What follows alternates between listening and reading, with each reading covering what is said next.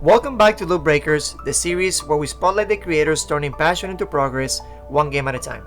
Today we're dropping in with someone who's grown with the game and brought their audience along for every step. Meet Itsprismatical, a player who started with nothing but hard hustle and a phone pointed at a screen. Now he's built a community around high-skill gameplay, smart tips, and one of the most creative series on Fortnite, playing while hula hoop. This is how Itsprismatical broke the loop with movement, momentum, and one perfectly timed hoop. Alright man, I want to start early. I want to start with the simplest question that I can always ask. Why Fortnite? I wanted to play Fortnite ever since I was in primary school. A friend recommended me the game, but the thing is, the game was a 12, and at the time I think I was 10, 11. So I had to ask my mom. I'm like, Mom, please can I play Fortnite with my friends? Luckily she said yes, and ever since then I've been in love with the game. Do you remember any big moments, like first matches, anything that caught your attention even more so? Ooh, I remember my first win vaguely. So I was walking around in some green area. I saw a player run into the bush. I shot him, and I remember getting very excited. My heart was beating very fast. And fast forward a few moments, I did a mini sky base, 5 or 10 stories high. I edited a little floor piece and then shot the last player and won that game. It was scary. Alright, let me ask you, how did playing then turn into creating content? Well, with content creation, it took some time. I've been watching Lachlan, Allier, and it started in 2020. I was bored in lockdown. I wasn't sure what to do.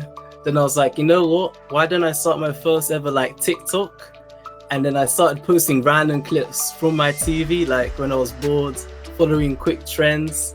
And ever since then, I wanted to keep developing my content, learning from other creators, and just always adapting.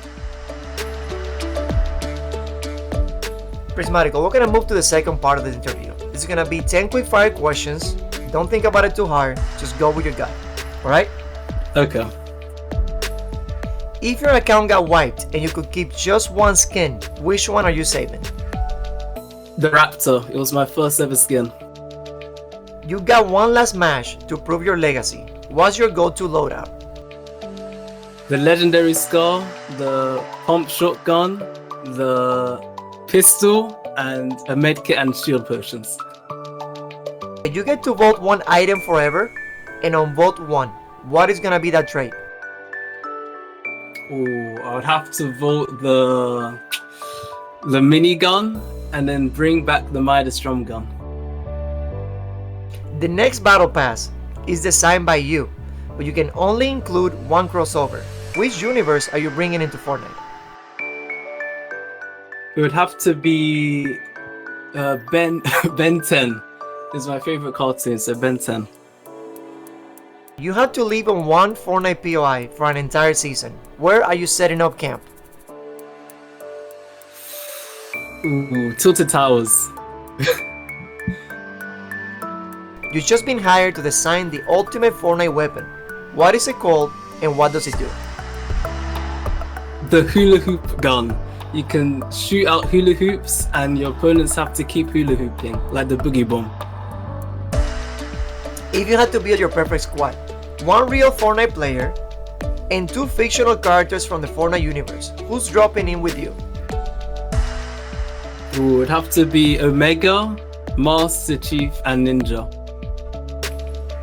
You wake up tomorrow as a Fortnite NPC. What is your location and what items are you selling? I would have to be at Tilted Towers and I'd be selling boogie bombs and scars. You can only play one style for a whole month. Are you playing builds or no builds? 0 builds all the way. If there was one emote to express your entire Fortnite personality, what are you locking in? The hula hooping one from Chapter 1 Season 8.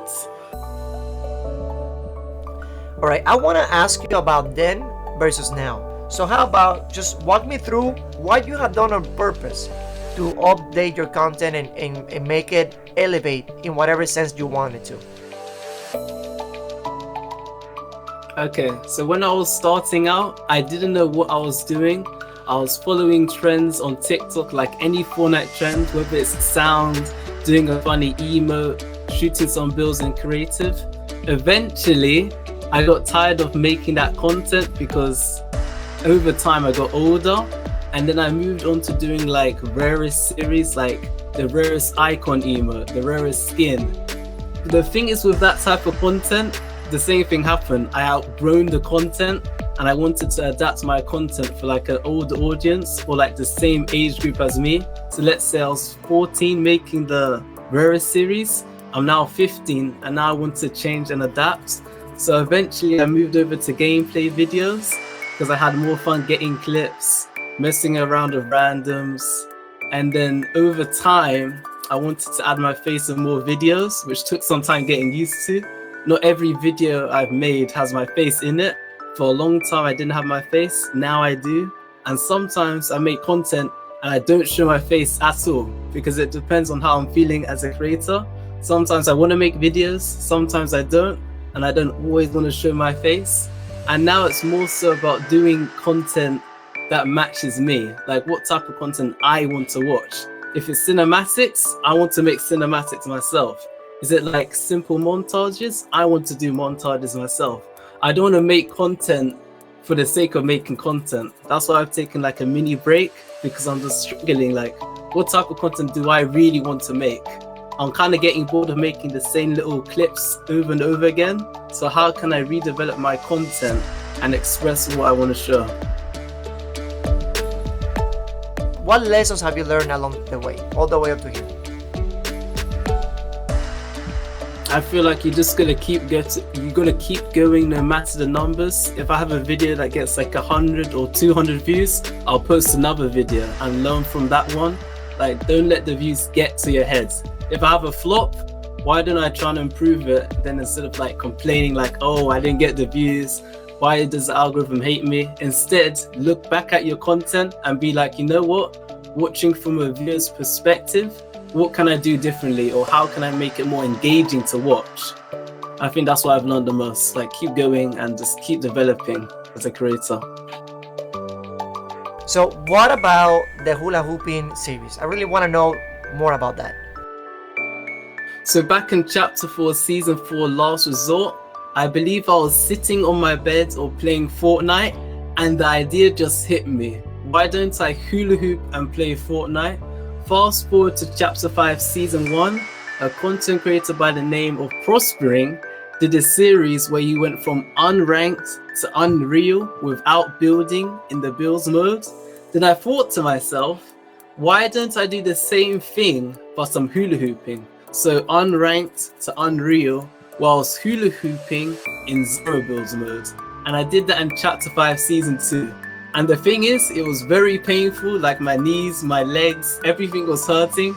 And I don't think I could do it again. I might try, but it was very hard. Alright, how about now, Prismatical? I want to talk about things maybe off the island. Who is Prismatical off Fortnite? Anything that you want to share with the community, movies that you like, TV, other games that you play, any talents that you have. We already know you hula hoop and you're really good at it. But anything else besides that? So outside of making content online, I do like to play the piano here and there. And I also like doing lots of exercise, keeping fit, doing athletics, like lots of runs if I can. And also, most importantly, spending time with the family. We made it to the final circle, one last zone, one last set of questions. Let's talk about what's next. And I want to start with a really important question. What do you want people to feel when they watch your videos? I feel like if someone's watching my videos, I want you to feel like you're talking to another human being or connecting with another human being.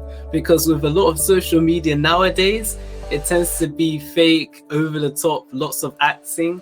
And I feel like in social media, we're lacking that true connection, just keeping it real, sharing problems with one another. And through my videos, I hope to like do IRL segments where I'm talking to the viewer like, hey, how's your day going? And then going back into the gameplay and just building the connection with the viewer. Okay, any final shout outs that you want to give to any members of your community, people that have helped you, maybe at the beginning, maybe now, all throughout? I do want to give a shout out to the creator Andy Is Bad on YouTube. He makes very cinematic gameplay videos, and he's inspired me lately, the past few months, to do cinematic videos, learn how to edit, get the right music, and also like pace the video. And I do want to give a shout out to Aliye because he was the first Fortnite content creator I ever watched. Alright, Prismatical, thank you so much for the opportunity to do this interview with you. I really appreciate your content. His journey has been amazing and it can only get better from now. If you want to see somebody else, especially for season 2 now that we're wrapping up, tell me their name, I'll hit them up. I'll try to get them in the show. I cannot promise you they'll do it. It's up to them to join, but I will try my best.